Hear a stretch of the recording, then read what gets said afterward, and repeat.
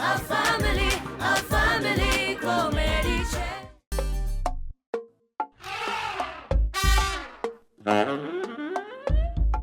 આ મારો હારો જમાઈ મને જમ જેવો લાગે છે. આ દિશાનું હરકતું લાકડું અહીંયા મેલીને ગયો કે આને હંતાડો. મારું હારું આખું ઘર ફેંદી વૈરો છું, પણ આને હંતાડવાની ક્યાંય જગ્યા જ નથી મળતી. ક્યાં હંતાડવું આને? પપ્પા તમે શું ખરેખર મિલિટરીમાં હતા? વાંદરા, આવો સવાલ હું લેવાને કરસ? આ મોબાઈલ સંતાડવા જેવડી આટલી સી વસ્તુમાં તમે ડરી ગયા ને એટલે. અક્કલ મઠા, અમારા મિલિટરીમાં છે ને મોબાઈલ હંતાડવાની વાત જ ના આવે. ત્યાં છે ને તમારી બહાદુરી અને તમારું શૌર્યનું પ્રદર્શન રણભૂમિમાં કરવાનું હોય. અને અહીંયા ઘર ઘરની વાત છે. અહીંયા રણભૂમિમાં ભૂલ થાય ને તો કાં તો દુશ્મન મરે કાં તો આપણે મરવાનું થાય.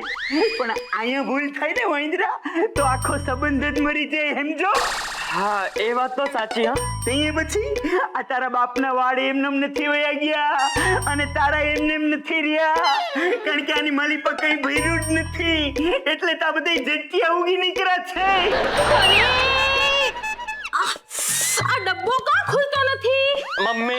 મમ્મી લાવ તને ખોલ દઉં. લાવ લે. ઊંધો ખોલે તો ક્યાંથી ખુલે? હાલે. વાહ મારા દીકરા, તું તો બહુ હોશિયાર છો. Thank you mummy, thank you. અક્કલ મઠા, આવા ઠીઠેટા કરવાનો સમય છે આ, અને સમય બહુ ગંભીર છે, વાત બહુ નાજુક છે, અને આ નાજુક વાત છે આ હંતાડવાની. આમાં કોઈ લોચો ન પડવો જોઈએ. અરે પણ તમે શું કરવાને ગભરાઓ છો? આ ફોન આ ડબ્બામાં મૂકી દેજો ને. પછી તારા દાગીના ક્યાં મેલીશ? પપ્પા મારી આમ મૂકી દઈએ. દાગીના ને પપ્પા મોબાઈલ ની વાત ચાલે છે, એમાં દાગીના ક્યાંથી આવ્યા? બસ શાંત થા. દર વખતે આવું જ કરે છે, ઉતારી પાડતા હોય મને. માફ કરી દે ચકુડા, પપ્પા છે ને આખરે. ઠીક છે, કર્યા માફ. હવે મૂળ મુદ્દો કહું, મૂળ વાત પર આવું. બોલ. આપણે આ મોબાઈલ ને છે ને આ બોક્સમાં મૂકી દઈએ, આ બોક્સ ને તિજોરીમાં, અને આખી તિજોરી છે ને માળી આમ ચડાઈ દઈએ તો. વાહ! અક્કલ મઠા, બુદ્ધિ ના બળદિયા, એવડી મોટી તિજોરી માળિયામાં કોણ તારો બાપ ચડાવશે? અને ચડાવે તો તારા બાપના કડના કટકા ના થઈ જાય. રસોડામાં વાસણોની વચ્ચે સંતાડી દઈએ તો? તું અક્કલ મઠી જ છો. આ રસોડાના વાસણ ખખડે અને આ મોબાઈલ વાગે એટલે એ ખખડો કહેવાય, ન્યાનો મેલી હકાય. આપણે બેંકના સેફમાં મૂકી દઈએ તો? બેંક અટાણે બંધ થઈ ગઈ હોય. દિશાની ઓળખીતી એક બેન પડી છે બેંકમાં. એકવાર છે ને એને આપણી મદદ કરી હતી, યાદ છે? એકવાર ફરી એને પૂછી લઈએ તો? ગીતા, જો કે આવી વાત પર છે ને બહુ અભિમાન ન રખાય, પણ ઠીક છે, તમારે દિશાની મદદ ન લેવી હોય તો કાઈ નહીં. એલી મૂર્ખી, જરાક તો ભેજું વાપર. આ દિશાનો જ મોબાઈલ આપણે સેફમાં મૂકવાનો, એ બેંકમાં જ્યાં એની બેનપણી કામ કરતી હોય. તારું ભેજું તો હલાય જરાક. હવે બીજે ક્યાં સંતાડવો એ કાઈ સૂઝતું જ નથી. પણ એ પછી આવા જાકુબીના ધંધા કોઈ દી જિંદગીમાં કર્યા નથી ને, એટલે મારું હારું કાઈ સમજાતું નથી કે આને ક્યાં હંતાડવો. અરે પણ પપ્પા મોબાઈલ ને જલ્દી છુપાડવો પડશે, ક્યાંય પેલી દિશા અહીંયા આવી ના જાય. ઓહ, પાછી ઓલી દિશા તો પોતાના ફોન પર ફોન કરતી હશે અને ઘંટી સાંભળતા અહીંયા આવી જશે. પપ્પા મમ્મી જીજુ કઈ એટલા મૂર્ખ છે કે ફોન ચાલુ રાખીને આપે કે પેલી ઘંટી સાંભળતા દિશા અહીંયા આવી જાય? ચોક્કસ જીજુએ ફોન સ્વિચ ઓફ કરીને મૂક્યો હશે, જોઈ લો. ઓહો, તો આ સ્વિચ ઓફ થયેલો ફોન હોય એ તો ઓલી ટીટ માકડી કોઈ કાળે ન ગોતી શકે. હું નાકની વ્યાધિ કરતો તો ખિસ્સામાં જ મેલી દેવા દે. આપણે ખોટા હેરાન થઈ ગયા કે ફોન ક્યાં મૂકશું. મારો આવી ગઈ ટીટ માકડી. મને ખબર છે ફોન અહીંયા જ છે.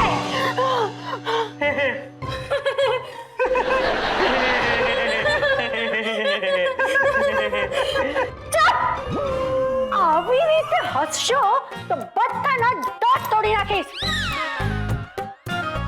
હું કયો છો સેક્રેટરી સાહેબા? હું છે નવા જૂની, આમ બોલીશ તો સાંભળીશ દિશા. અંકલ, મારી એક ચીજ ખવાઈ ગઈ છે. ઓહ, તો હું આપું? અમારે ત્યાં છે ચીજ.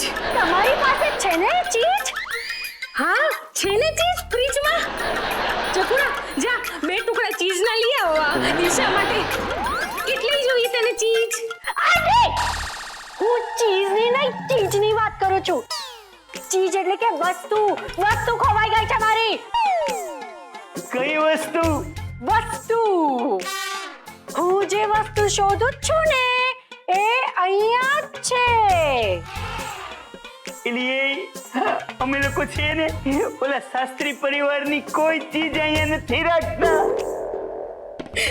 અમારે ત્યાં તો અમારી વસ્તુઓ પણ રાખવાની જગ્યા નથી જો. એટલે જ તો આ લોકો મારા લગ્ન પણ નથી કરાવતા.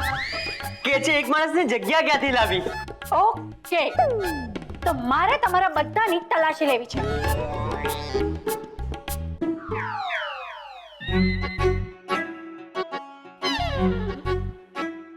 દિશાએ ઘરના ખૂણે ખૂણામાં એનો મોબાઈલ શોધી જોયો. અરે અમારું આખું કબાટ વેરવિખેર કરી નાખ્યું છે. બધા કપડા બહાર ફેંકી દીધા છે એને. પાર્થ! મમ્મી પપ્પા તમને શું સમજાવું? છતાંય તમને લોકોને હું સમજાવી દઉં છું. તમે બંને જણા બરાબર કાન ખોલીને સાંભળી લો. દિશા ગમે તેટલા ધમ પછાડા કરે, ગમે તેટલા ધમ પછાડા કરે, છતાંય એને એનો મોબાઈલ ફોન મળવાનો નથી. દે તાલી. ફોન પપ્પાના કબજામાં છે. જે પ્રમાણે દેશની રક્ષા પપ્પાએ જાનની બાજી લગાડીને કરી હતી, એમ જ ફોનની રક્ષા પણ જાનના જોખમે કરશે. બેટા આટલી બધી વીરતા દેખાડવાની કદાચ જરૂર નહીં પડે. પપ્પા, ચારુનો કહેવાનો મતલબ છે કે મોબાઈલ ફોન સંપૂર્ણ સુરક્ષિત હાથોમાં છે. મને તો બેધારી ચિંતા થાય છે. બે ધારી એટલે 2 વાર ધારવું પડશે એની ચિંતા થઈ? ના, એવી ચિંતા કે જેની ધાર બંને બાજુએ છે. ઓહો, અત્યારે આપણે વ્યાકરણની ચર્ચા કરી રહ્યા છીએ કે ચિંતાની? ફોનની ના, દિશાની. શું? દિશાની? મમ્મી, તું દિશાને શું કામ ચિંતા કરે છે?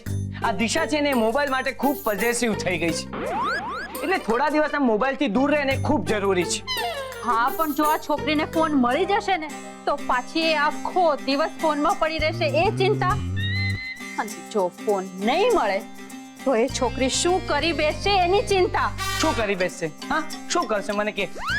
થોડા દિવસ આમાં અપસેટ રહેશે, કોઈની સાથે વાતચીત નહીં કરે, અને ધીરે ધીરે પછી આમ નોર્મલ થઈ જશે. મમ્મી બેટા તને આ આટલું બધું સરળ લાગે છે? જા એકવાર જરા અમારો રૂમ જઈને જોઈ આવ એટલે ખબર પડશે તને. પપ્પા, એટલે કે આ મારો અંદાજ છે એમ. સાચું પડે પણ ખરો અને ન પણ પડે.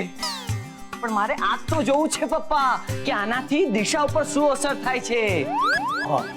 અને જો દિશાને ફોન મળી ગયો તો? તને કીધું ને કે અમે શાસ્ત્રી પરિવારની કોઈ વસ્તુ નથી રાખતા. તો પછી વાંધો શું છે? લેવા દો ને તલાશી. પતી ગયું.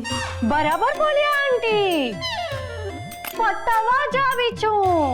હમણાં પતાવી દઉં. ઓકે, તો નંબર 1, હાથ હટાવો. એટલે આની મારી પર કાંઈ ન મળે, ખાલી મારું પર્સ મળ્યું છે. હા, તો એ પર્સ 40,000 નું છે કે પછી 40 રૂપિયાનું એ તો જોઈએ કે નહીં. હાથ હટાવો.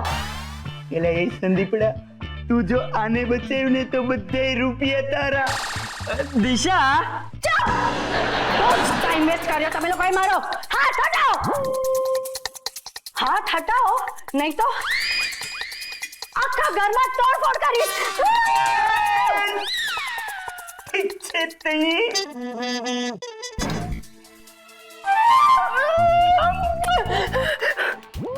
તો હવે તમે લોકોએ ચોરી કરવાનું પણ કામ શરૂ કરી દીધું.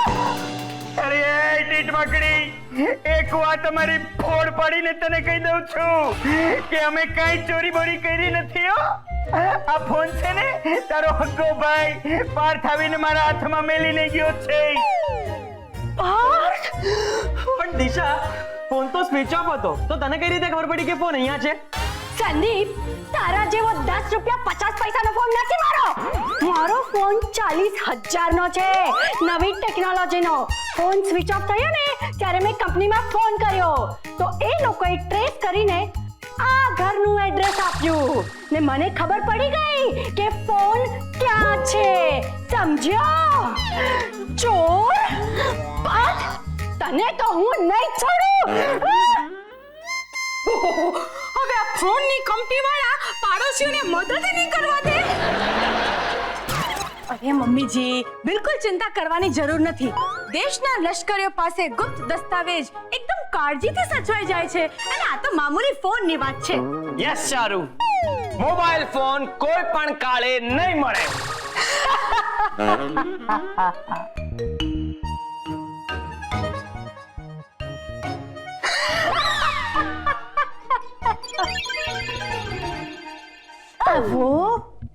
આવો આપણે બધા મારા ખોવાઈ ગયેલા ફોનમાંથી એક સેલ્ફી પાડીએ. બધાના મોઢા અત્યારે જોવા જેવા છે. બહુ મસ્ત ફોટો આવશે, હેને? મેં કહ્યું તું ને કે મળી જશે ફોન, કે કાડોડો મુકાઈ ગયો છે. કહ્યું તું ને મેં. ફોન ક્યાંય આડો અવળો નથી મુકાઈ ગયો, પણ કોઈ કે આડી અવળી અક્કલ વાપરીને ફોન ક્યાંક છુપાવ્યો હતો. છુપાવ્યો હતો? આ ફોનમાં છુપાવવા જેવું શું છે? અરે આ ફોન તો ગર્વ લેવા જેવો છે અને પ્રદર્શનમાં મૂકવા લાયક છે.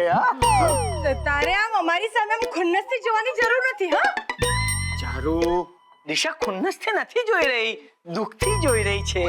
ના પાર્થ, હું દુખતી નહીં પણ ખુન્નસથી જ જોઉં છું.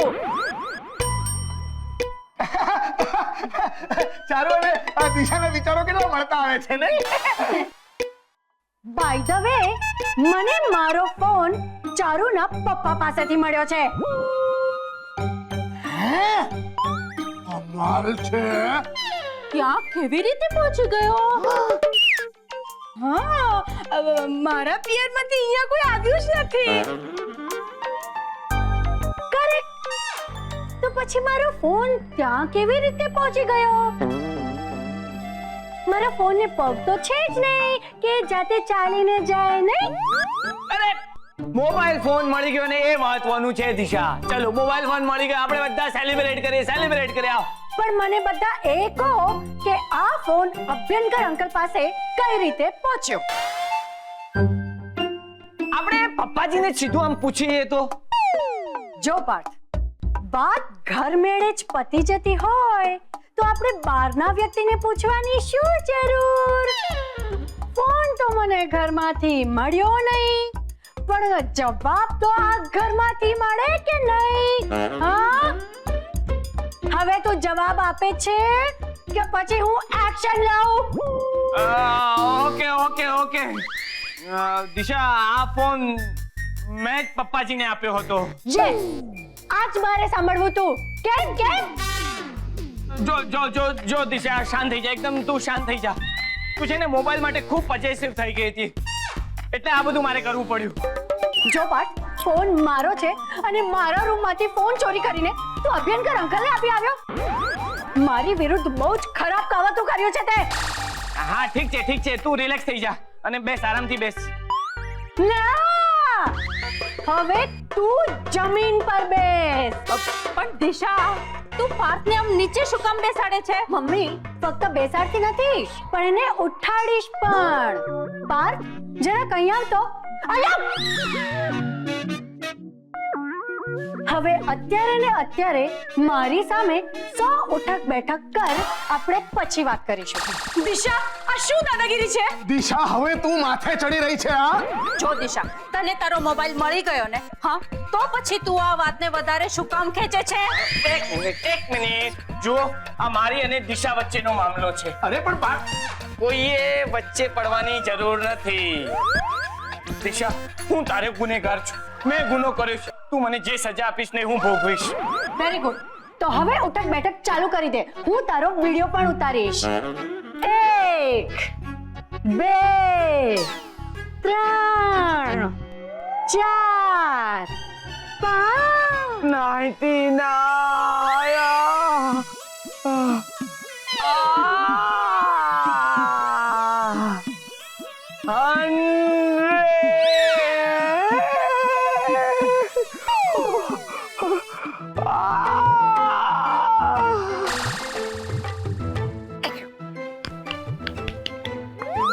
બોલ. એટલે જીજો ઉડબેસ કેમ કરે છે? હું મારી ગણતરીમાં ભૂલ કરાવીશ. ડિસ્ટર્બ નહીં કર. સોરી સોરી, ચલ હું પણ તને મદદ કરું. એક કોણ બોલ્યું તમારા બેમાંથી એક? હા, એક નથી 121 છે. ચૂપ રહે એકદમ. ઓકે ઓકે ઠીક છે. ચાલ તું તારી ઉડબેસ ચાલુ રાખ. એક તને ગણતરી કરતા ના ચૂપ રહે એકદમ. ચૂપચાપ ઉભો રહે. હા હા ચાલ ચાલ ઉડબેસ કર.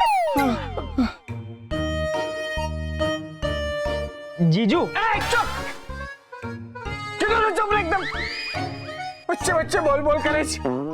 સવાલ પૂછવો છે. નંબર સિવાયનો પૂછે સવાલ કોઈ. હા, આ ઉડબેસ શું કામ? શું વાત કહું તને? સાચી વાત હોય કહી દો. એટલે મેં દિશાનો ફોન લઈ લીધો હતો ને, એ વાતની એને ખબર પડી ગઈ, એટલે મને ઉઠક બેઠકની સજા કરી છે. અરે પણ જીજુ, હવે ઉડબેસ કરવાની કોઈ જરૂર નથી. દિશા ક્યાં છે જ અહીંયા? પણ હું તો છું ને. એટલે હવે આ સજા ચારુ આગળ વધારી રહી છે. એટલે દિશાએ આપેલી સજાનું ચારુ સુપરવિઝન કરે છે? ના, હવે એને પોતે આપી છે ને સજા, એનું સુપરવિઝન કરે છે. પણ બેનીએ શું કામ સજા આપી? મેં આટલો મોંઘો ફોન છે ને દિશાને આપ્યો ને ચારુને નહીં આપ્યો ને એટલે. ઓહો, તો બરાબર. આ તને બરાબર લાગે છે? આ સજા તને બરાબર લાગે છે? આનથી કડક સજા હોઈ શકે છે, પણ ઇટ્સ ઓકે. જો સંદીપ, બસ બસ ચાલ, મેં તને માફ કર્યો. તારી ઉડબેસની સજા પૂરી થઈ. ઓકે, હવે હું થોડો આરામ કરીશ પ્લીઝ. એમ નહીં. હવે દિશાના ફોન પ્રકરણનું શું કરવાનું? એ તો મને પણ નથી સમજાતું કે શું કરીએ આપણે. પણ જીજાજી કંઈક તો કરવું પડશે ને. હા સંદીપ, કોઈક રીતે દિશાને આ ફોનના બંધાણમાંથી છોડાવવી જ પડશે.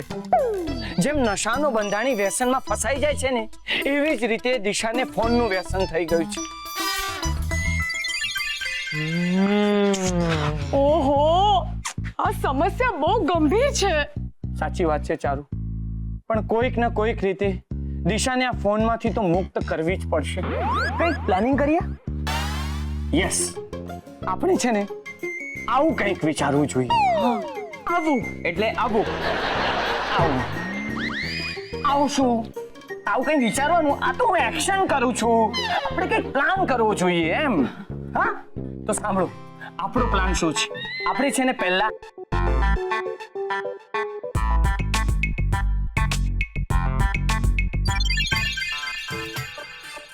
જે પ્રમાણે ભંગેરી, ગંજેરી અને દારૂડિયાઓને વ્યસનનું બંધાણ થઈ જતું હોય છે ને, એ જ પ્રમાણે દિશાને પણ મોબાઈલના વ્યસનનું બંધાણ થઈ ગયું છે. આ એક એવી મનોસ્થિતિ છે જેમાં રોગીને ખબર નથી હોતી કે તે પોતે શું કરી રહ્યો છે. એનું મન, એની ઈચ્છાઓ એના સમગ્ર વ્યવહાર ઉપર કબજો કરી લેતું હોય છે. પછી એનું શરીર એક ઓટોમેશન એટલે કે સ્વયં સંચાલિત સ્થિતિમાં ચાલ્યું જાય છે અને એનું સબકોન્શિયસ માઇન્ડ નિર્ણયો લેવા માંડે છે. પછી એનું શરીર એક નોકરની જેમ એના સબકોન્શિયસ માઇન્ડના હુકમોનું પાલન કરે છે. જય પાર્થ બાબા, તારી વાતો સાંભળીને હું તો કન્ફ્યુઝ થઈ ગયો છું કે તું એક મનોવૈજ્ઞાનિક છે કે પછી કોઈ ફિલસૂફ. પપ્પા, અત્યારે હું તો એક તો ન તો મનોવૈજ્ઞાનિક છું કે ન તો હું સિલ્ફુ છું. એક શું છે? સિલ્ફુ ફિલસૂફ એટલે મારે તમને સમજાવવું પડશે. જે જિંદગીનો મર્મ સમજાવે ને એને સિલ્ફો કહેવાય. બેટા એને સિલ્ફું નહીં, એને ફિલસૂફ કહેવાય, ફિલસૂફ. સિલ્ફો. સોરી બેટા, મારી ભૂલ થઈ ગઈ કે મેં તને પૂછ્યું.